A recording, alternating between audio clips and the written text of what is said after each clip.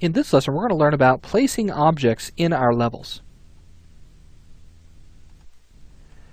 Alright, so to begin placing objects in the level, we can do this a couple of different ways. The first thing that we'll talk about placing is BSP geometry. We can find BSP geometry under our Modes panel, and it's going to be under the Place tab. Now inside of Place, we have a couple of different categories. We have Geometry, Lights, Visual, Basic, Volumes, and then All Classes, which shows us everything that's in all of these. So BSP Geometry is obviously under Geometry. So we can simply left-click and drag a box into our scene, and you'll see that it creates, if we zoom out here, a very large box that has polygons on the outside. This is an additive brush. Okay.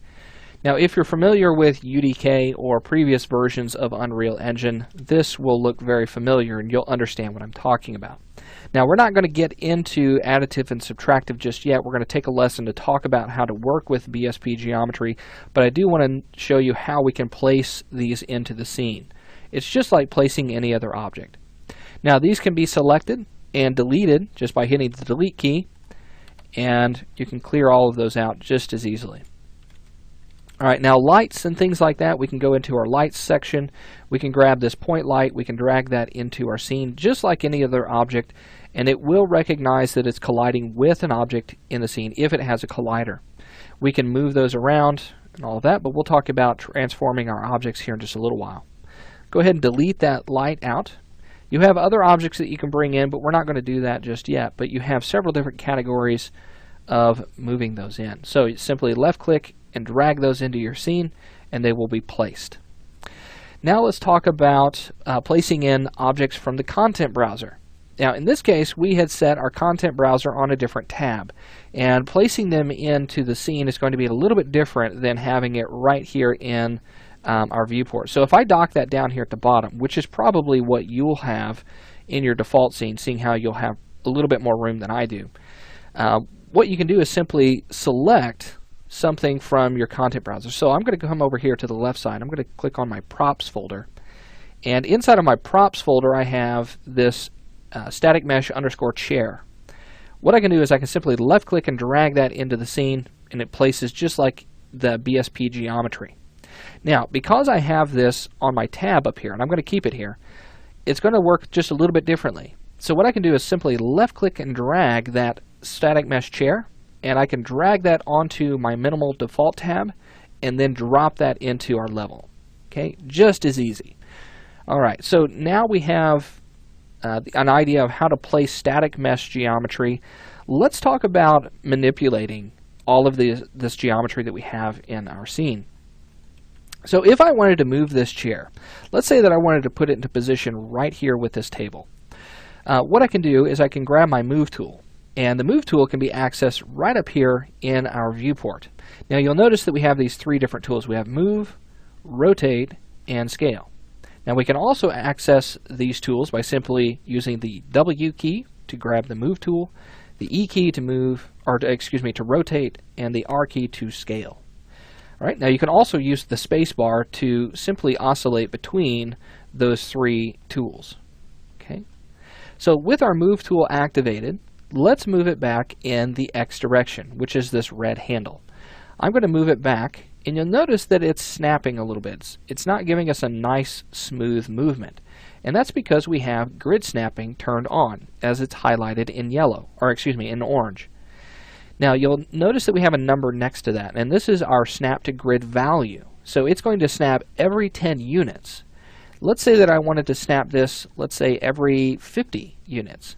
From here, what I can do is I can start to move that, and you'll notice that it snaps at larger paces. So I'm going to put that right about there. Let's go ahead and set this back down to 10, and then we'll move that across in the Y direction, which is our green handle. Notice that it's highlighted in yellow, letting us know that we are on the correct handle. Now, whenever you're moving, you have the ability to move in a biplanar fashion, meaning that you can move in two directions at once. So if I wanted to move this along the X and the Y direction to get it somewhere very quickly, I could simply hover right over that box in the center and then left click and drag that around, and that will move in both of those directions. This is a very common way of moving objects in our scene. So now that we have that positioned right here in front of our table, we want to rotate it around. So to rotate, we can go up here to our toolbox and simply left click on that, and you'll see that we have a little bit of a different gizmo. Now this gizmo is for rotation, so we can rotate around the Z-axis, the Y-axis, or even the X-axis. In this case, we want to rotate around the Z. So simply hover over the Z-axis, left click, and drag that, and you'll notice that it's snapping every 10 degrees. And this is because of our snap settings. You'll notice that snapping is turned on for our rotation, and it's snapping every 10 degrees. Left click on that, and you can change how you want to rotate that around. Alright, so now let's go ahead and continue to snap that around the Z until it's facing that table. Alright, there we go. And then you can also grab your move tool, and you can position that and fine-tune that in front of that table there. Now you can also change the angle in which you're looking by using your W, A, S, and D keys, holding down the right mouse button, or even just using the left mouse button to drag around. So that looks pretty good there, but let's say that I want to make this chair a little bit smaller than the others. I don't know why I would want to do that, but I want to. Let's go ahead and switch over to the scale tool. And again, we can come over here to our toolbox, we can left click on that, or we can hit R on the keyboard, or we can just simply oscillate through that by hitting the space key. So now that we have that set, you have a new gizmo that shows up here. We have an X-axis, a Y-axis, and a Z-axis. We can scale in individual axes. We can scale in bi-directions, so I can go in the X and the Z, or the Z and the Y, whichever you choose. But I can also scale in a uniform direction by simply hovering right over the center.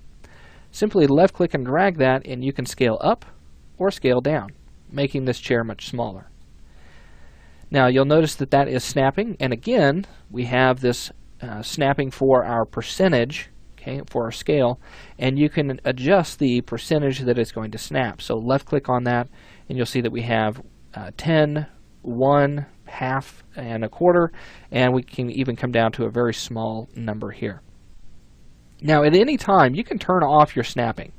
If you don't want that, if you really want to fine-tune some of your movements, you can simply left click on that icon that is orange, and it will turn off, and letting us know that that is no longer snapping. So if I grab my move tool, that will no longer snap, and we'll get a very smooth movement there. Okay. So let's go ahead and turn that back on, as I want all of those on there. Now I want to talk about how we can move around in our world space coordinates. And we'll go ahead and we'll talk about how we can do that in our next lesson, because we'll also talk about parenting, and this is getting into a little bit more of advanced types of movements and advanced manipulation techniques. So we'll get started with that next.